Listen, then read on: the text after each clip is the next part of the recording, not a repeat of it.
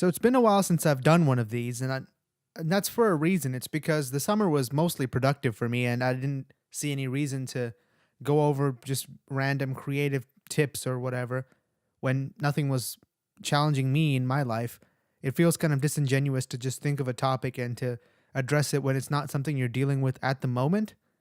So, for that reason, most of the summer I haven't talked about it, mostly because, like I said, the summer was so good. But as soon as you return back to school, things go back to normal, and normal is not a place to be if you're me. Normal means that you're stuck in this repetitive, week long experience that you have to relive again and again for 8 months out of the year. In the self-enforced thing that we tell ourselves we need experience of college. I know that it's not as hard as working in the workforce, but there's something about college that's uniquely soul sapping. But maybe that's a topic for a different video. What I wanted to talk about today was creative lulls. And I call it a lull just because a lull is a temporary pause in something that usually leaves after some time. So I think that's a better way to say it.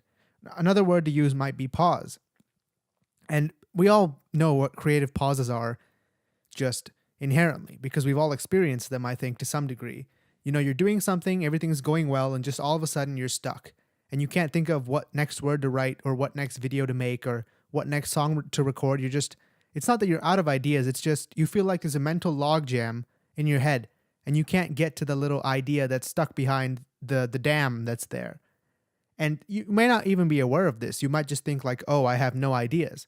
And that's the source of a lot of the sadness that we see in creatives all around us. You know, like for me, whenever I get stuck in this mental logjam type thing, I just think of myself as worthless, just on end, like constantly. I'm like, you have chosen this as your thing to do, and for some reason, whatever it is, you can't do it. There's no real reason you're not doing anything useful right now, and you're just not doing anything for no real reason, and you might as well just give up and do something else because that's way better than what you're doing right now. You're just sitting on ass doing nothing when there's no excuse not to be doing anything. And when you hear things like that coming from inside your own head, you go, you know, maybe that voice is right. You know, like maybe I should give up. Maybe I should stop. You know, I haven't been doing anything for months, and there's really no reason why I haven't been doing anything. And if I'm the kind of person that will do this for my whole life, like, shouldn't I be doing something all the time? Shouldn't the energy just be there, available all the time to just be doing things nonstop? Like, if I'm not always being creative, that means I don't deserve to be one. I don't deserve to call myself a creative if I'm not constantly engaged in putting out active, productive work. Like, isn't that what we're supposed to do? And the answer is, in my case anyway, not always. So I don't know, I haven't publicized this much, but I'm working on finishing a second book before I finish my first one. And this was just supposed to be a summer project, and I was supposed to finish it during the summer. And obviously I haven't, you know, I haven't, otherwise I wouldn't be making this video probably.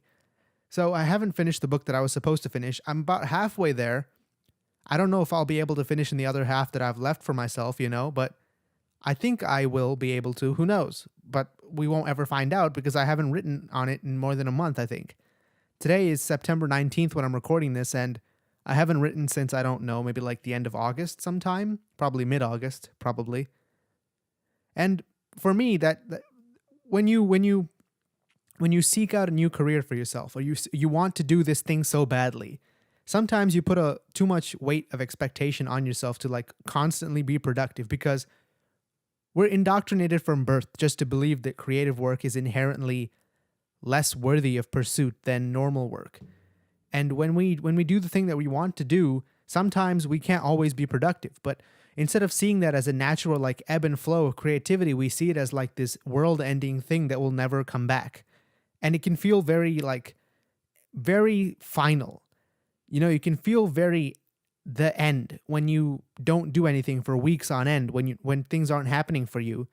But the truth is that's generally not the case. It's not usually the case that you just one day lose all your creativity and it never comes back. We don't hear those stories usually.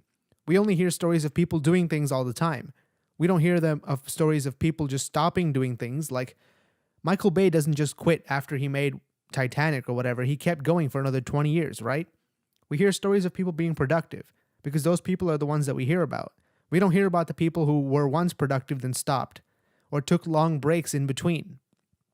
An example I'd like to cite here is Kendrick Lamar. He made an album in 2012 and he only made his next album in 2014. But nobody said, oh, Kendrick Lamar hasn't been doing anything for years. We were eagerly awaiting his next release, right? What if he had taken a longer break? What if he hadn't put out an album until 2016? What if he took a 4-year break? What would we think of him then? Would we be like, hey, this guy's just slacking off. He doesn't have it anymore, you know? We'd be like, hey, he's run out of ideas. That was it. That was the one album we're going to get that's worth listening to and nothing else after that. And when you're just getting started creatively, it can be even worse because you haven't done anything of note. So you always feel like you have to prove yourself. And when you have to prove yourself, you have to be working. And if you're not working, then you're not actively improving. And if you're not actively improving, then you're stagnant. And if you're stagnant, you're falling behind. And if you're falling behind, you might as well give up because you're never going to catch up.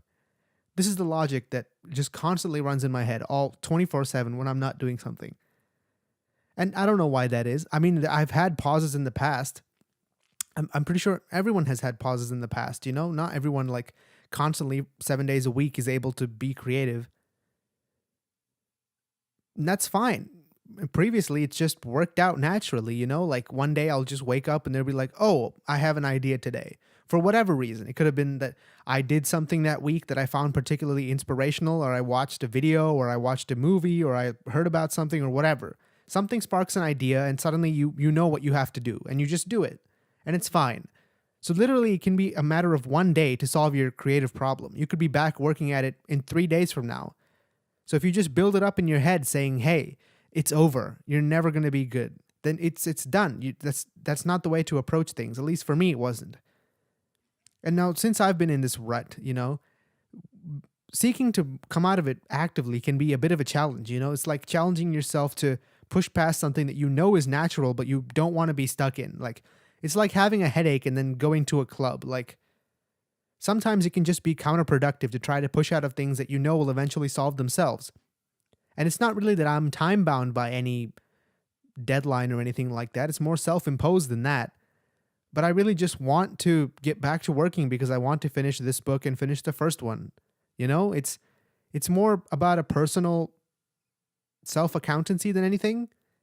I just want to be back being productive because this is what I think I enjoy doing, you know.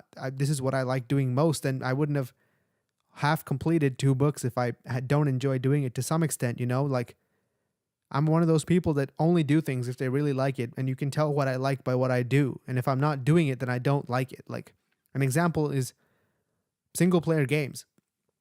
Everyone's always saying that single-player games are the best, but for some reason I can never get into them. And sometimes I try to force myself to, but like the headache in a club example, it doesn't work and it bounces off, you know? If creativity really wasn't your thing, you wouldn't be thinking so hard about this in the first place. Maybe the takeaway here, you know? If this wasn't the thing that you're so concerned about that you're constantly thinking about how you're not doing it, then maybe this wouldn't be your thing. You wouldn't be thinking about it. It would be a momentary phase that you indulge yourself in, then move on, past. You know? I was watching this interview, Charlie Rose with David Foster Wallace, and I've talked about this before, but I think it's important to iterate again, is he goes to a cabin when he wants to write, and he spends 1 hour a day writing and 8 hours a day worrying about not writing. Not worrying about writing. He's worrying about not writing. That's the kind of self-criticism that we constantly have to go through, I think, as artists. And it's just something that is a natural process of creativity, is that self-criticism. Otherwise, you wouldn't be able to improve your work in the way that all artists do. And in maybe you can actively come out of something like this, you know? Maybe it is possible to actively break out of a pause in your creativity. Maybe you just need to change up the scenery, you know, like what I've been doing is I've been taking like bus rides to random parts of the city, and it helps that I live in such a scenic city that wherever I go, there's something to look at, something inspiring perhaps, you know, something just pleasant aesthetically, just to look at and get reminded of things. In particular, I went to Third Beach, I think, in Stanley Park, and I looked at the mountains across from the lake, and it was like, those look exactly like the Misty Mountains from the Lord of the Rings movies. I don't know if they ever showed the Misty Mountains in the Lord of the Rings movies, but in the books, that's what I imagined them to look like. And for some reason, that was pretty good. And I don't know if it helped me write anything, but it did give me a smile, so that's useful at least. And another way is just to try to do different things. I've talked about this in the past, but I've been writing more YouTube videos now because I'm so stuck in my book where I'm at. And that's something I can resolve over time. But I think just keeping that muscle able to be flexed, not letting it fall into disrepair, might be better for the long term, you know? So, yeah, that's all I wanted to talk about. And I'll see you maybe months from now when I have another creative problem that faces me. Who knows? And I might be repeating myself at this point, but hey, this is more for me than anyone else. So, peace out.